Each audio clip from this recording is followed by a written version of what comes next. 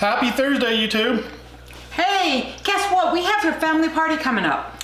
Yeah, so we're going to make our charcuterie board for it. Just what we need. Yeah, so we're going to show you. This really isn't complicated.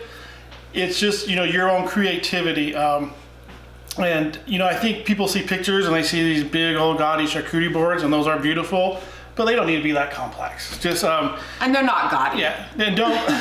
some of those pictures are. You can Google them, you'll see them, and you'll be like, I can never do that. So what I did is I went to the local grocery store and deli. I hit both of them up. We are filming this the day after Thanksgiving, so it was pretty picked over. So some of the pickings were slim. I was surprised with that, how much it was picked over.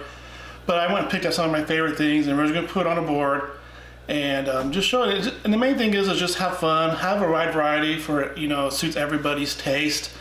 Some people will have certain themes. That's fine if you want to have a theme. But me for a party, I just want to make sure I have a little bit of something that everybody's going to like. For example, I'm going to put olives on here. I can't stand olives, but I know a lot of people love them. So let's get started. Like I said, not a lot of cooking on this one. This one's just more assembly and just being creative. So, and I have a couple things. One, do you know what I used to call a charcuterie board? Meat board? I don't know. An antipasta board. Okay. Right? That's what it was growing up. And for those of you that do like olives, somebody please put 5 olives on your fingers and chase everybody around the room with them. Okay. Because that's what you do. Okay. So anyway, let's get started. Okay. The first thing for a charcuterie board is you need to decide what you're going to use for your charcuterie board. And you have many options. For example, here's a big cutting board that you can use. This is actually too big for our needs. If you're doing a bigger party, this would be a good option. This is another option. It's a little bit smaller. I like this one because it has the dishes for condiments. Those spoons. This is a lot you see a lot of restaurants.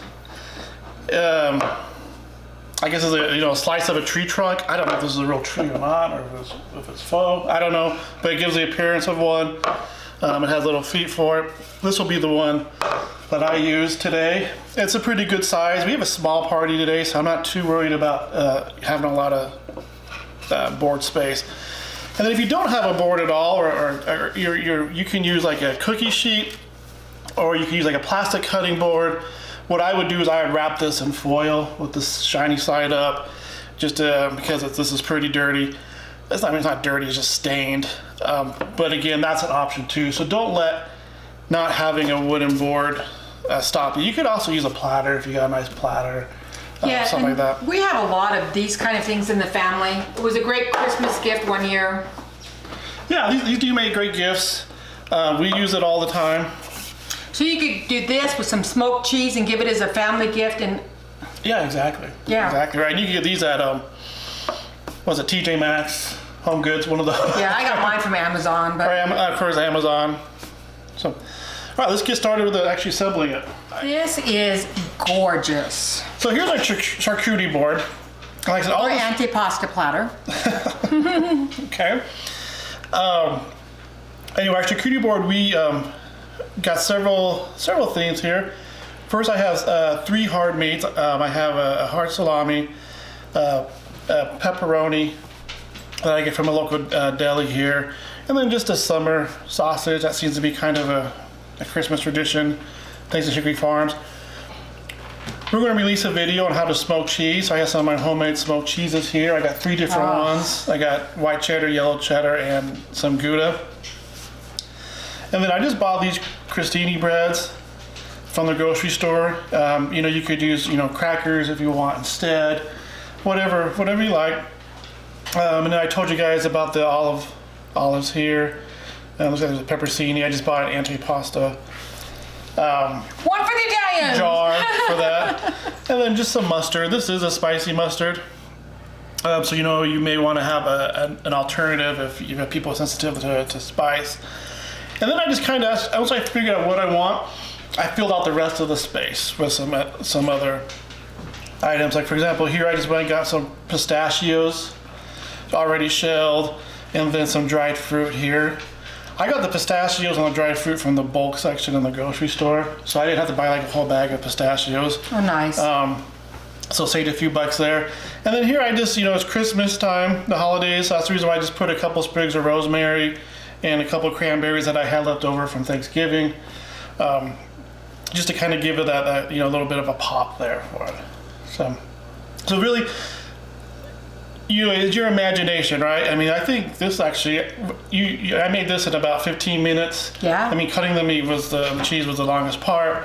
It's just being creative and,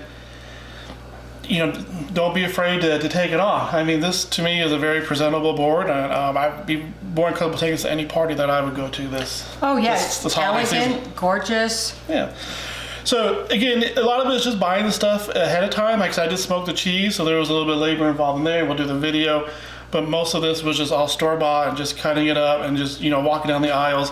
And like I said, it was a little bit harder this time because it was the day after Thanksgiving, and a lot of it was empty shelves. Hopefully when this video is actually released, there'll be more in stock and more ideas. So you ready to take a test? Oh yeah. Hey, and pro tip, do you know that dried fruit goes really well with wine, and cheese goes really good with wine, and that's right. I think just trying to be helpful, folks. That's right. So add some wine to it. Again, if you have more people over than just a few, you can always use a bigger board.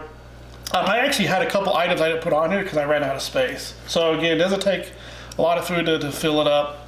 I do have more of this stuff sliced, so once it gets empty, I can quickly refill it. A lot of this stuff I do cut ahead of time, so I'm not scrambling. I just pull it out of the bag when it runs out. Well, yeah, and seriously, this is a nice appetizer because there's something for everybody, and like you said, it's fast and easy. Are you ready to take a taste? I am. I'm glad there's so much here so that there's plenty to share today.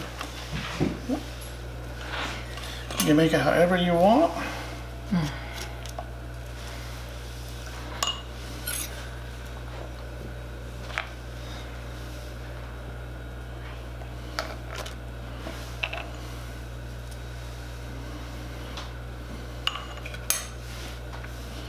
Oh wait, I have a new friend on this Italian Facebook page, so just for her. Oh no. Well, that's what you get for playing with your food.